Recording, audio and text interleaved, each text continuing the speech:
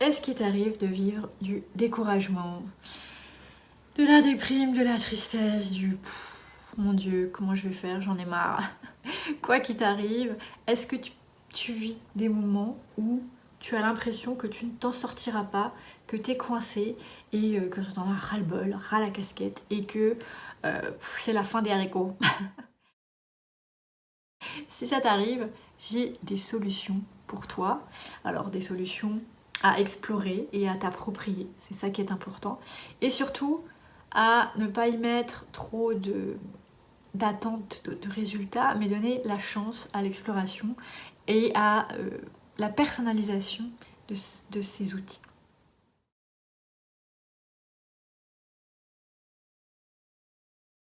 Alors, qu'est-ce que je te propose? En fait, quand on est découragé, déprimé, ras-le-bol, etc., ce sont des émotions qui viennent perturber un fonctionnement physiologique dans le corps, des échanges. Ce sont principalement des neurotransmetteurs et des hormones qui partent dans tous les sens et qui nous créent ces sentiments-là, c'est cette façon de percevoir la vie. Alors il y a beaucoup d'impact au niveau de la thyroïde, au niveau des surrénales, mais tout le système digestif, avec surtout le pancréas, le foie et la rate, qui vont amener beaucoup d'aspect mental. Et plus on va se sentir comme ça, plus en fait ça va nous décourager, plus on va se sentir coincé, et plus cette situation risque de perdurer. Donc pour sortir de là, il y a des outils. Donc il y a la mobilisation du diaphragme. Donc le diaphragme, il est sous les côtes ici. Donc déjà tu peux aller le mobiliser. C'est pas très agréable d'ailleurs quand tu vis des émotions, ça se peut que tu sentes que c'est pas très sympathique quand tu vas mettre tes doigts là-dessous. Et si en plus t'inspires, t'expires, tu vas plus loin et que tu réinspires en laissant tes doigts ici, ça fait pas toujours du bien, mais il y a des tensions à venir soulager. Alors peut-être que tu peux sentir aussi que c'est noué ici. Là, sache qu'on va être sur le pancréas et la vésicule biliaire. Donc ça veut dire qu'il y a des émotions qui sont coincées dans ces organes. Donc une autre manière de mobiliser le diaphragme, c'est la respiration.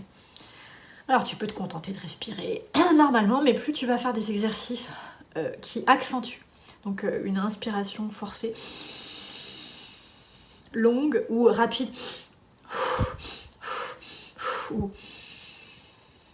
Et plus tu vas mobiliser ton diaphragme, ça c'est sûr. Peut-être que s'il est très tendu, tu vas rencontrer des obstacles à cette mobilisation diaphragmatique. Tu peux essayer avec la respiration abdominale. Donc ça veut dire quoi? Ça veut dire rentrer très fort le ventre. Je te conseille de commencer par l'expiration, c'est le plus efficace. Donc tu souffles le plus que tu peux. Et quand tu peux plus, essaye de bloquer sans respirer quelques secondes. Et tu réinspires en laissant le ventre se gonfler. En fait, quand tu fais ça, tu fais un travail de piston, un massage. Tu vas essayer de mobiliser plus ton diaphragme et de mobiliser toute la sphère viscérale où sont stockées les émotions. Tu peux aussi essayer de mobiliser tes côtes. Donc ici, quand tu inspires, essayer d'écarter les côtes le plus possible et à l'expiration, de les serrer. Si tu rencontres des obstacles à ces mouvements-là, ou si tu t'aperçois que les amplitudes sont pas très grandes, ou dans tous les cas si tu dis je voudrais aller plus loin là-dedans, je te conseille ma série d'exercices de reprogrammation de la respiration. Pour vrai, ça va t'aider à mobiliser ton diaphragme et c'est un outil important pour faire face à des émotions qui t'empoisonnent, qui te freinent, qui te limitent, qui te drainent. Voilà. Ensuite, stimuler le nerf vague. Alors ce qui est cool, c'est que la respiration va stimuler le nerf vague déjà en partant. Donc ça c'est important, donc d'où l'intérêt de miser sur les exercices respiratoires. Après, tu peux faire des étirements de tout au niveau du cou, donc juste comme ceci, au bas, parce que le nerf vague il passe derrière l'oreille, il passe au niveau du cou, donc tu peux aller étirer ton cou. Tu peux aussi essayer d'aller ouvrir ici le dos, tu vois, donc de cambrer et d'ouvrir le plus possible la région du cœur. Donc si tu pratiques des exercices de yoga, ça peut être la posture du poisson, le pont, enfin tout ce qui va amener une ouverture. Mais sinon, tu vois, juste d'aller chercher, alors essaie de partir de ton bassin, tes mains sur le bassin et d'amener le bassin vers l'avant, tu vois, et d'ouvrir comme ça. Donc pas seulement tirer les épaules en arrière parce que ça va mettre des tensions dans cette zone-là qui sont pas forcément utiles et au contraire vont stresser le nerf vague. Donc vraiment essayer de partir comme si j'enroule le dos, du bas du dos et d'aller ouvrir à ce niveau-là. sans tirer les épaules, vraiment pousser au niveau du bassin. Tu vois, plus je pousse, plus ça ouvre le haut. J'ai une vertèbre qui a craqué. Et revenir, et ainsi de suite. Donc ça, c'est intéressant, entre autres. Alors après le nerf vague, tu peux venir porter des vêtements amples qui ne serrent pas. Tu peux regarder au niveau de ton alimentation, éviter tout ce qui est trop oxydatif, le stress, les sodas, l'alcool, le stress, le sucre, excuse-moi, sucre stress, le sucre raffiné, hein, parce que si tu as envie de te faire un bon dessert, tu peux.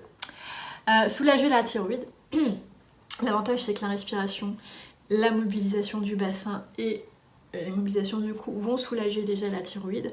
Après, plus tu vas amener ta tête en arrière, plus tu vas travailler cette zone-là. Mais parfois, ça peut faire mal. Donc dans ce temps-là, je conseille de plus aller vers l'avant. Donc d'essayer d'amener le plus possible ton menton vers ta poitrine.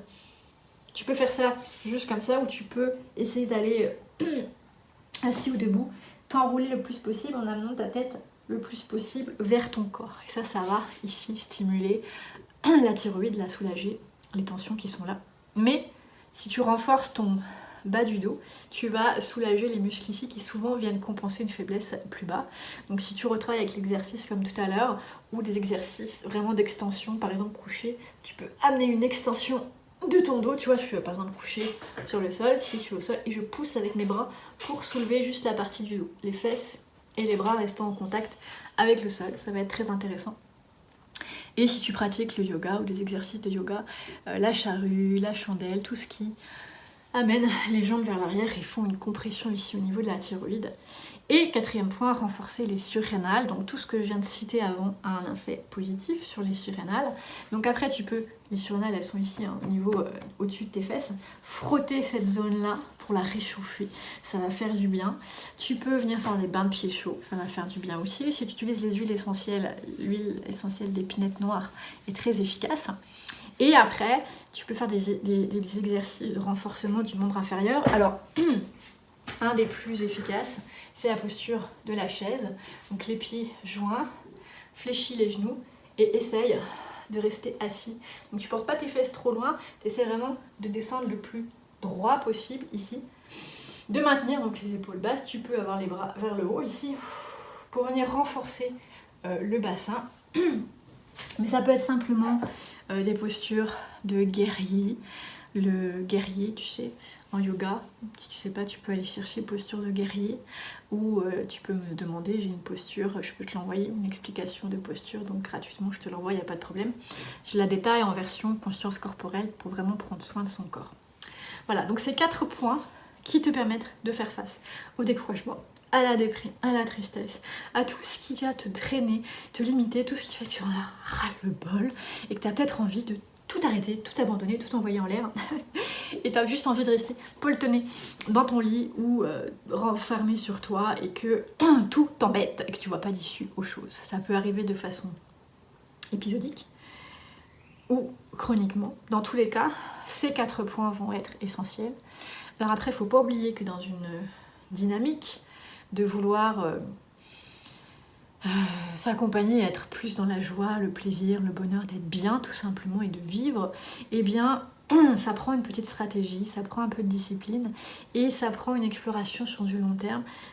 C'est malheureusement pas instantané et magique, ça peut, mais souvent ça prend un petit délai parce que les organes ont des temps de régénération tout simplement.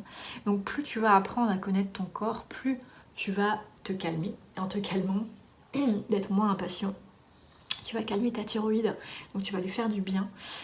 Et tes surrénales aussi, donc ça va t'aider. Donc je t'encourage à comprendre comment fonctionne le corps, ses liens avec les émotions et les événements de ta vie.